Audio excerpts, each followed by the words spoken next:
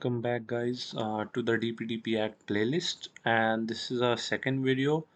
In the first video we covered the bigger picture of what the act is, why it was needed, and who does it apply to.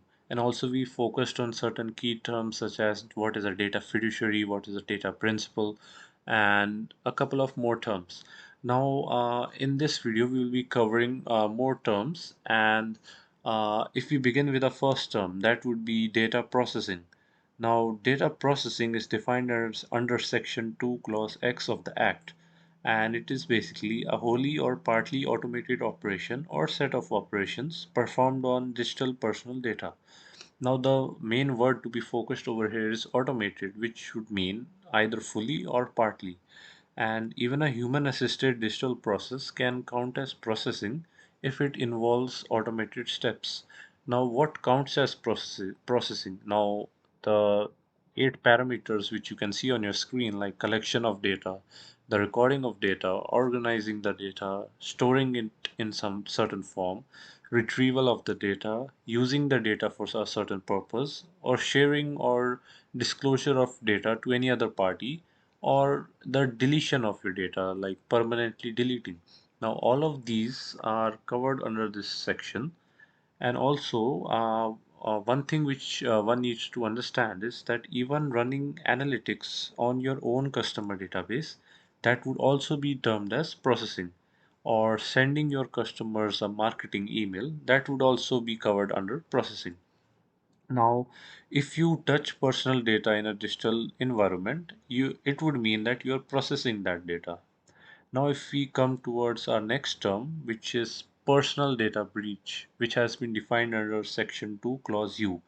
Now, this is one of the most important definitions, and it means is that any unauthorized processing of personal data or accidental disclosure, acquisition, sharing, use, alteration, destruction, or loss of access to personal data that compromises the confidentiality, integrity, or availability of personal data. Now, these are also known as the confidentiality triad, often used in cybersecurity terms as the CIA triad. Now, covering these three breaches, the first category of our breach is the confidentiality breach. So this means when your data is exposed to someone who shouldn't see it. A hacker steals your customer database, or an employee leaks user emails, or the unauthorized sharing of health records are certain examples. Now, our second type of breach is integrity breach. This is when your data is altered without authorization. An example would be a fraudster modifies your financial data, or your health records are tampered with. The third type of breach would be an availability breach. In case your data becomes inaccessible, or a ransomware attack locks all user data, or a server is destroyed and data is lost permanently.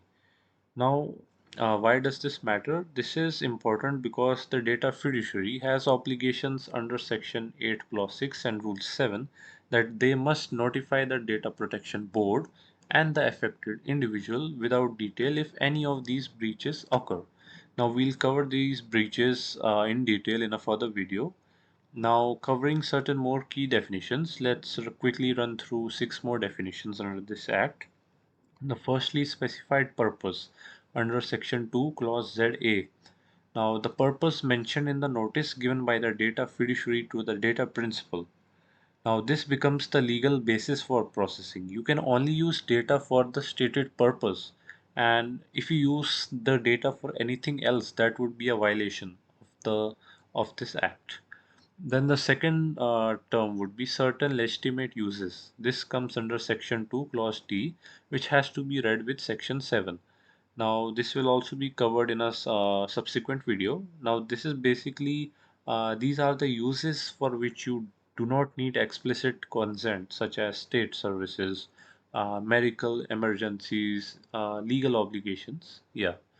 Then thirdly, automated under Section 2 Clause B. Now, any digital process operating automatically in response to instructions. And this would also include AI and machine learning systems.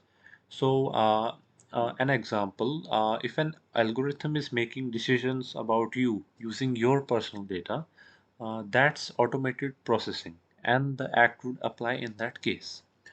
Now, another term would be digital office under Section 2, Clause M. So, an office where all proceedings, such as filings, hearings, decisions, they happen online. And also, the Data Protection Board of India will function as a digital office. No physical attendance would be required. Another term is significant data fiduciary under Section 2, Clause Z.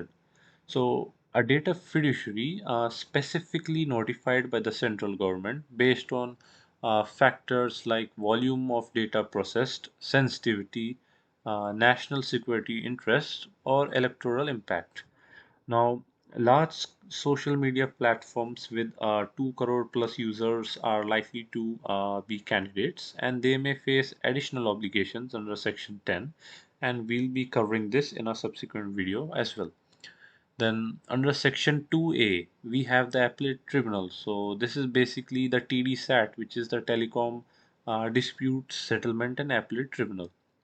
Now, if the Data Protection Board passes an order against a company, the company can appeal to the TDSAT, and from TDSAT they can further appeal to the Supreme Court.